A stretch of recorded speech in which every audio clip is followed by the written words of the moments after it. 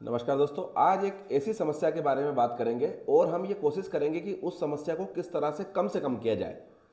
उसमें हमारी जो प्रतिशत मात्रा है वो किस तरह बढ़ा दी जाए और उस समस्या का जो नाम है वो है रिपीट ब्रीडिंग। जो पशु हैं वो आज की स्थिति में बहुत ज़्यादा बार फेल हो रहे हैं, 5-5, 6-6 बार सीमन दिखाने के बावजूद भी, और उसके बाद केड़े और पाड़े को दिखाने के बावजूद भी जो है वो पशु ठहर नहीं रहे हैं। और वर्तमान परिस्थिति में अगर बात की जाए कि जो सबसे बड़ी समस्या डेयरी की है, तो मुझे लगता है बीमारियों से भी ज़्यादा बड़ी समस्या जो है वो रिपीट ब्रीडिंग की हो चुकी है आज के परिप्रेक्ष्य में। जो रिपीट ब्रीडिंग है वो हमें बहुत ज़्यादा आर्थिक नुकसान देती है। जब कोई पशु बीमार होता है तो वो ठीक हो जाता है, या नहीं होता है तो उसका जो होना है वो हो जाता है। लेकिन रिपीट ब्रीडिंग ऐसी समस्या है कि जिसमें पशु आपका रहेगा भी डेयरी में, उसका दूध उत्पादन भी धीरे धीरे कम हो जाएगा, लेकिन उसकी जो अगली बच्चे देने की जो कैपेसिटी है वो डिले होती जाएगी। और ऐसा कहा जाता है कि अगर पशु गाभिन होने में 1 महीने का समय लगता है तो उस जो गाय है उसमें 5,000 का मिनिमम नुकसान हो जाता है।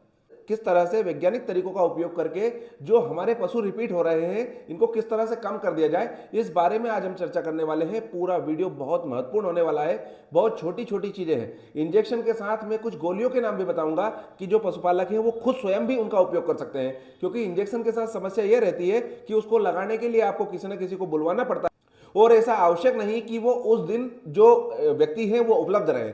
तो इसलिए कुछ गोलियां भी बताने वाले हैं, तो ताकि जो आपकी रिपीट ब्रीडिंग की समस्या है ये आप खुद भी सॉल्व कर लें। तो इस विषय में आज हम चर्चा करने वाले हैं। तो सबसे पहले अगर हम बात करें कि रिपीट ब्रीडिंग जो होती है तो किस तरह से होती है, इसको समझने के लिए सबसे पहले जो सबसे महत्वपूर्ण चीज है वो ये है कि हम ये जान ले कि आखिर जो गाय भैंस होती है उनका प्रजनन चक्र कैसा होता है। उनकी एक ईस्ट्रस साइकिल होती है। ईस्ट्रस साइकिल का कुछ और मतलब नहीं होता है। जो पशु गर्मी पे आते हैं उसी को बोलते हैं ईस्ट्रस साइकिल। मतलब एक बार गर्मी पे आया, उसके बाद अगली बार वो फिर से गर्मी पे जब आता है, उस जो पूरा लेंथ होती है, जो वो दूरी होती है या जो वो समय होता है, उसको बोलते हैं हम ईस्ट्रस साइकिल।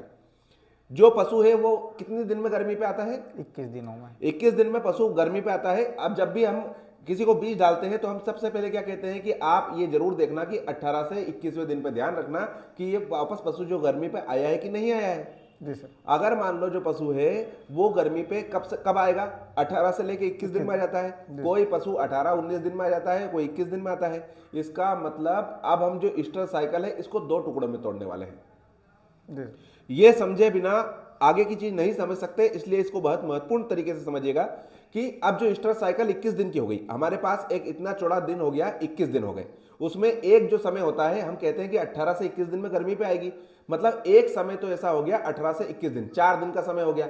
वो जो 4 दिन का समय है वो एक भाग हो गया है, और बाकी 1 से लेके जो 17 दिन का समय हो गया वो दूसरा भाग हो गया। समझ गए यहां तक? जी सर। मतलब हमने ईस्टर साइकिल को 2 टुकड़ों में तोड़ ली है। एक तो 17 दिन का समय, और एक आखिरी के जो 4 दिन होते हैं उसमें जो पशु है वो गर्मी के लक्षण दिखा देता है। गर्मी के लक्षण क्यों दिखाता है? क्योंकि ऐसा भगवान ने बना रखा है सिस्टम शरीर में। यहाँ पे पिट्यूटरी ग्लैंड होती है और बहुत सारा वो लफड़ा है, उसको नहीं समझे, हम केवल मुद्दे की बात समझे कि उससे क्या होता है, एक हार्मोन निकलता है FSH, फॉलिकुलर स्टिमुलेटिंग हार्मोन। ये क्या करता है, जो अंडा रहता है। अब जो हम बात करें कि जो बच्चेदानी होती है पशुओं की, जो गाय भैंस की खासकर हम बात करें, तो उसमें कितने अंडे होते हैं? 2। उसमें अंडे होते हैं कम से कम लाखों। जब जो बच्चे जन्म लेती है बछिया या पाड़ी, तो उस समय उनकी ओवरी में लाख के आसपास बच्चे होते हैं। लेकिन जब वो वयस्क होती हैं तब उनकी जो बच्चेदानी होती है उसमें लगभग 30-40 हजार अंडे जो हैं वो फंक्शनल रहते हैं, मतलब फंक्शनल नहीं रहते हैं। अब क्या होता है, लेकिन वास्तव में अगर हम बात करें तो पूरी उम्र के दौरान केवल 200 से 400 अंडे होते हैं जो वास्तव में रिलीज होते हैं।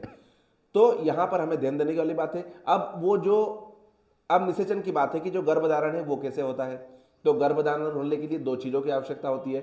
एक तो सीमन की जरूरत होती है, जो कि हम या तो कृत्रिम गर्भाधान के द्वारा व्यक्ति कोई हाथ डाल के डाल देता है या गन के द्वारा डाल देते हैं, और दूसरा तरीका होता है जब हम प्राकृतिक गर्भाधान में किसी केड़े या पाड़े को जब दिखाते हैं तो वो सीमन की हमारी एक चीज हो गई कि हमने स्पर्म जो है उसको बच्चेदानी तक डाल दिया। अब दूसरी चीज क्या चाहिए हमको, माँ के बिना कोई बच्चा पैदा हो सकता है क्या? नहीं। तो माँ की तरफ से जो अंडाणु है वो आते हैं। अब अंडाणु कब आते हैं, जब वो ओवरी होती है वहां पे अंडाणु रहते हैं, जिनके बारे में अपन अभी चर्चा कर रहे थे। तो जो फर्टिलाइजेशन होता है, जो निषेचन होता है, क्या वो ओवरी में होता है क्या? ओवरी में नहीं होता है, वो होता है बच्चेदानी में। तो बच्चेदानी के आखिरी जो 2 सिरे हैं उनमें जाके ओवरी टिकी रहती है। यहां तक बिल्कुल समझ में आ रहा है कि कुछ डाउट है? नहीं सर। अब वो ओवरी से जो अंडाणु है वो कहाँ आना है, अपने को बच्चेदानी में आना चाहिए। तो वो एक फपूले में रहता है, उसको क्या बोलते हैं अपन, फॉलिकल। फॉलिकल मतलब एक ऐसा समझ लो कि एक ऐसी गेंद है ओवरी, उसमें से छोटे छोटे छोटे फपूले हैं। तो उनमें से क्या होगा, एक फपूला बड़ा होगा और उसमें एक बन जाएगा, और आखिरी के समय में वो जो फपूला है वो फूट जाएगा, और जैसे ही फूटेगा तो वो फेलोपियन ट्यूब मतलब वो वहां से निकल के और कहाँ जाएगा, बच्चेदानी में आ बच्चेदानी जाएगा। में। अब बच्चेदानी में उधर से जो अंडा है वो आएगा, इधर से हमने स्पर्म डाल दिया, वो दोनों मिल जाएंगे अंदर और क्या बना लेंगे, जायगोट बना लेंगे। अब वो जायगोट ही बड़ा होकर बच्चा बनेगा। यहां तक क्लियर है? जी सर। कुछ ऐसी चीजें जो समझ में नहीं आई है ना? तो ये अपने को ध्यान रखना है, ये प्रक्रिया है पूरी। अब इसमें हार्मोन कौन से आते हैं, इसमें हार्मोन आता है ईस्ट्रोजन। ईस्ट्रोजन हार्मोन भूल जाओ, कोई दिक्कत नहीं, हमें वो उस समय जो गर्मी पे है वो दिखाता है ना। अब हमें जो दो सबसे महत्वपूर्ण हार्मोन है उनके बारे में याद रखना है, वो बहुत जरूरी है। एक हार्मोन होता है जीएनआरएच का एनालॉग होता है बुसरलिन एसीटेट, दूसरा हार्मोन होता है प्रोजेस्टेरॉन। ये जो दो हार्मोन है ये गर्भधारण करने में बहुत महत्वपूर्ण भूमिका निभाते हैं। तो अब मुझे ये बताइए कि जो ओवरी है उससे जो फपूला बना है वो अगर नहीं फटा किसी कारण से, तो वो अंडा क्या बच्चेदानी में आ पाएगा क्या? नहीं। जब तक अंडा बच्चेदानी में नहीं आएगा, जब तक पशु ज्ञाभिन हो ही नहीं सकता किसी हाल में। तो सबसे पहली चीज तो है कि वो जो अंडा है वो तत्काल रिलीज हो जाए और बच्चेदानी में आ जाए। तो इसके लिए हमें जिस दिन हम बच्चेदानी में बीज डालें उसी दिन तत्काल गर्मी के दिन में क्या कर देना चाहिए, हमको उसमें बुसरलिन एसीटेट का एक इंजेक्शन लगा देना चाहिए। बुसरलिन एसीटेट का इंजेक्शन एक सिस्ट करके चीज होती है, उसमें 5 ml का डोज लेता है। लेकिन जब एआई करेंगे तो क्या 5 ml का डोज लगाना है क्या? अगर हमारा पशु बराबर 20-21 दिन में 18 दिन में गर्मी पे आ रहा है तो उसमें 5 ml लगाने की बिल्कुल भी जरूरत नहीं है। उसमें केवल जब एआई करें तब 2.5 ml जो बुसरलिन एसीटेट होता है उसका एक शॉट इंटर जो मस्कुलर होता है उसमें लगा देना चाहिए और बीज डाल देना चाहिए। और अगर हमारा पशु 5-6 बार रिपीट हो गया है तो हमें एक दूसरा काम और करना चाहिए कि आज जैसे हमने बुसरलिन का इंजेक्शन लगवाया और बीज डलवा दिया, अगले दिन फिर 12 से 16 घंटे के बीच में फिर से एक बीज डलवा देना चाहिए। एक ही बार में 2 बीज नहीं डलवाना चाहिए, उससे कोई फायदा होता है क्या? कुछ भी फायदा नहीं होता है। अगले दिन पुनः एक उसमें बीज डलवा देना चाहिए। ये एक बार हमने जो फपूला है, जो फॉलिकल है, उससे जो ओवा है वो यहां तक ला दिया अपन ने। अब वो बच्चेदानी में आ गया है, इधर से जो सीमन है वो भी चला गया है। उन दोनों ने क्रियाकलाप किया और वो दोनों ने क्या बना लिया, जायगोट। अब जो बच्चा है सबसे पहले क्या रहता है, जो बच्चेदानी है उसमें फ्लूइड भरा रहता है, ऐसा पानी भरा रहता है। तो वो दोनों उसमें मिलते हैं और तैरते रहते हैं और वो निषेचन होकर धीरे धीरे बनता है। उसमें मोरूला, ब्लास्टुला, गेस्टुला उस चक्कर में नहीं पड़े। आप ये समझे कि वो दोनों मिल गए। अब उन दोनों को पोषण धीरे धीरे क्या केवल पानी से मिल पाएगा? नहीं मिल पाएगा। तो उसको क्या होगा, बच्चेदानी की जो दीवार है उससे चिपकेगी। वो बच्चेदानी है उसमें बहुत सारे वो होते हैं कोटिलिडन्स, और ये वो कैसे बनते हैं, धीरे धीरे जब वो चिपकने लगेगा वो क्या करता है, 5वें दिन से चिपकना शुरू होता है। 5वें दिन से वो बच्चेदानी की दीवार में धंसता है और फिर वहीं से सारे कोटिलिडन धीरे धीरे अपना जाल बनाते हैं और पूरी एक जड़ का निर्माण करते हैं। तो सबसे पहले तो वो छोटे रूप में जुड़ेगा, फिर वो छोटा एक कोटिलिडन से जुड़ा, फिर धीरे धीरे धीरे सारा नेटवर्क बन जाएगा।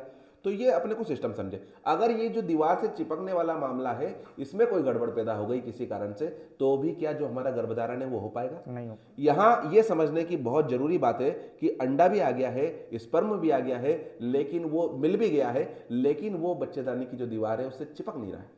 इसलिए आप एक चीज देखते होंगे कि जब पशु को आप बीज डालते हो तो कुछ पशु चौथे 5वें दिन खून दिखाते हैं, ब्लीडिंग होती है। वो ब्लीडिंग होती है लो प्रोजेस्टेरॉन लेवल के कारण। ईस्ट्रोजन सर्ज जब बहुत तेज होता है, प्रोजेस्टेरॉन की कमी होती है, तो वो बाहर उस जो जुड़ी हुई जो चीज है ना जायगोट, उसको बाहर फेंक देता है, तो वो हमें खून के रूप में दिखता है। तो जो खून दिखता है वो लो प्रोजेस्टेरॉन लेवल के कारण दिखता है। लेकिन कई बार ऐसा होता है कि लो प्रोजेस्टेरॉन लेवल के कारण जो वो बच्चा है वो चिपक तो नहीं पाता है, लेकिन वो जो गर्भधारण नहीं होता है, लेकिन उसमें प्रोजेस्टेरॉन की जो है वो कमी होती है। तो हमें 5वें दिन 7वें दिन जो होता है उसको क्या करना चाहिए, प्रोजेस्टेरॉन दे देना चाहिए। प्रोजेस्टेरॉन 2 रूपों में दिया जा सकता है, या तो हम उसको एक इंजेक्शन लगवा दें, या आजकल बाजार में प्रोजेस्टेरॉन जो हार्मोन है उसकी बोलस भी आ गई है। तो यहाँ पर आपको किसी को बुलाने की जरूरत नहीं है। 6ठे दिन 2 गोली और 7वें दिन 2 गोली आप अपने पशु को दे सकते हैं। इससे जो उसकी गर्भधारण की क्षमता है वो बढ़ जाएगी निश्चित तौर पर। अब 1-2 चीजें हो गई। एक हो गया बुसरलिन एसीटेट का इंजेक्शन, जिस दिन अपन ने बच्चेदानी में बीज डलवाया उस दिन। एक 6ठे और 7वें दिन 2-2 गोली हमने प्रोजेस्टेरॉन की खिलवा दी। हार्मोन वाला जो मामला था इसको हमने कवर कर लिया। अब क्या होता है अब धीरे धीरे वो और बढ़ता है। एक चीज और होती है कि जिस दिन हमने गन डाली वहां फ्लूइड है, और जब बच्चेदानी में फ्लूइड होता है तो वहां एक थोड़ी सी सूजन भी रहती है। तो पहले दिन हम क्या कर सकते हैं, अब बच्चेदानी में इरिटेशन होता है थोड़ा थोड़ा, तो हम वहां एक इंजेक्शन लगवा सकते हैं और इसका गोली भी दे सकते हैं। तो इंजेक्शन लगाने की ज्यादा जरूरत नहीं है, हम इसको एक CPM क्लोरफिनारेमिन मेलिट, जो एविल के नाम से, मेविल के नाम से बहुत सारी आती है ना गोलियां, उनमें एक गोली हम पहले दिन उसको खिला सकते हैं। तो हमने 2 काम कर दिए पहले दिन हमने क्या कर दिया है, एक तो उसको बुसलिन एसीटेट का इंजेक्शन लगवा दिया है, दूसरी चीज हमने कर दी है कि उसको एक जो एविल है, CPM है, उसकी एक गोली खिलवा दी है, और हमने उसको बीट डलवा दिया है। और अगर रिपीट बीटिंग बहुत ज़्यादा समय से हो रही तो अगले दिन उसको फिर से अपन ने बीट डलवा दिया है। ये कार्यक्रम खत्म कर दिया है। छठे और सातवें दिन हमने क्या कर दिया है, उसमें प्रोजेस्टेरॉन की गोलियां खिलवा दे दी दी है। है। अब हमारा वो जो बच्चा है, वो जो जायगोट बना है, वो जुड़ने की स्थिति में भी आ गया है। अब क्या होता है, धीरे धीरे धीरे ये जो समय है ये आगे बढ़ेगा, और वापस से वो दिन आएगा 17वां या 18वां दिन। उस दिन क्या होता है, कई बार हमारा जो बॉडी है वो हार्मोन भेजता है वापस से, सारा केयर हार्मोन का है। उन चक्करों में बिल्कुल ना पड़े, मैं उन हार्मोनों के बारे में बात करूंगा, कौन से हार्मोन GnRH से निकलता है और वो फिर FSH निकालता है, उनके चक्कर में ना पड़े। आप ये समझें कि 18वें दिन ये निर्धारित होता है, 17वें 18वें दिन, कि अब जो ये गर्भावस्था है ये आगे बढ़ेगी कि जो पशु है वो वापस गर्मी पे आएगा। अगर उसका जो बच्चा है वो बना ही नहीं है, ओवा आया ही नहीं था, या उसमें प्रोजेस्टेरॉन का लेवल कम था, तो वो पहले ही सलट गया मामला, तो ये हार्मोन कैसा रिलीज होगा 18वें दिन कि इसको पशु को वापस से गर्मी पे लेके आएगा। यहां तक समझ में आ गया। और अगर प्रेगनेंसी मेंटेन हो गई तो फिर हार्मोन कैसा सिक्रीट होगा कि अब हमको इसको गर्मी पे नहीं लाना है। लेकिन कभी कभी गलती से वो चिपक जाता है, उसके बावजूद ये हार्मोन रिलीज हो जाता है कि वो जो पशु को गर्मी पिलाना है। अब जैसे ही पशु को गर्मी पिलाने की बात होगी तो जो बच्चा हमारा अंदर जायगोट चिपका है वो फेल हो जाएगा और पशु हमारा रिपीट मार जाएगा। तो अब हमें क्या करना चाहिए, 18वें दिन क्या करना चाहिए? फिर 18वें दिन हमें देना चाहिए इसको मेलोक्सिकेम। मेलोक्सिकेम की गोलियां भी आती है, किसी को बुलाने की जरूरत नहीं, ये इंजेक्शन के रूप में भी आता है और ये गोलियों के रूप में भी आता है। बुसलिन एसीटेट भी किस दिन हो सकता है कोई कंपनी उसमें गोलियों के रूप में ला दे। तो हमें किसी व्यक्ति को केवल एक बार बुलाना है जब बीज डलवाना है, और ये अगर आप बीज भी डालते हैं तो आप ये समझ जाएं कि अगर हम ऐसा करेंगे तो जो हमारी गर्भधारण क्षमता होती है वो बढ़ जाएगी निश्चित तौर पर, क्योंकि पशु जब गाभिन नहीं होते हैं तो पूरी की पूरी डेयरियां बर्बाद होते हुए हमने देखा है। तो ये समझ में आ गया। अब फिर एक बार और बोलो, सबसे पहले दिन जब बीज डलवाओगे तब क्या करोगे, तुम बताओ। सर पहले तो उसको बुसलिन का इंजेक्शन लगवाएंगे। मुझे ये बताओ, क्या हर जानवर में लगवाने की जरूरत है क्या? नहीं सर, हर जानवर में लगाने की जरूरत नहीं है। उन्हीं पशुओं में ये सब क्रियाकलाप करना है जो 2 या 3 बार रिपीट हो चुके हैं। ऐसा नहीं है कि कोई अच्छा बढ़िया पशु है वो अभी जना है और हर बार वो एक बार में मान जाता है, तुमने उसमें भी शुरू कर दिया। ऐसा नहीं करना कुछ भी। हमेशा पशु मालिक के लाभ की बात करनी है। ऐसा नहीं करना किसी हाल में कि भाई तुमने अब ये सिस्टम ही बना लिया, हर जानवर को ऐसा कर रहे हैं, बिल्कुल नहीं करना। पशु मालिक अगर ये कहे कि सर ये 2-3 बार रिपीट हो गई है तो फिर ये प्रक्रिया आपने को चालू करनी है। तो पहले दिन क्या करोगे, इनका इंजेक्शन लगाएंगे सर उसको। बुसलिन का इंजेक्शन लगाओगे, और क्या करोगे साथ में? छठे सातवें दिन पहले दिन एक चीज और भूल गए तुम, काय की गोली खिलानी है पहले दिन? CPM की। CPM क्लोरफिनारेमिन की गोली भी खिलानी है। इरिटेशन कम करना है कि नहीं करना है ना? इसलिए मैं बार बार बुलवा रहा हूं ताकि ये ध्यान रहे कि अब ये पक्का हो जाए, दिमाग में घुस जाए कि कुछ भूल नहीं सकते साले। अब मुझे बताओ, पहले दिन क्या प्रोजेस्टेरॉन का इंजेक्शन लगाना है क्या? नहीं। प्रोजेस्टेरॉन के इंजेक्शन की जरूरत है क्या? नहीं। नहीं। इससे तो और गड़बड़ क्या हो जाएगी, अगर मान लो डिलेड ओव्यूलेशन का केस है, अगर वो फॉलिकल रप्चर नहीं हुआ और हमने प्रोजेस्टेरॉन लगा दिया तो रप्चर वो और नहीं होगा। जी सर। तो ऐसा नहीं करना है, पहले दिन प्रोजेस्टेरॉन नहीं लगाना है।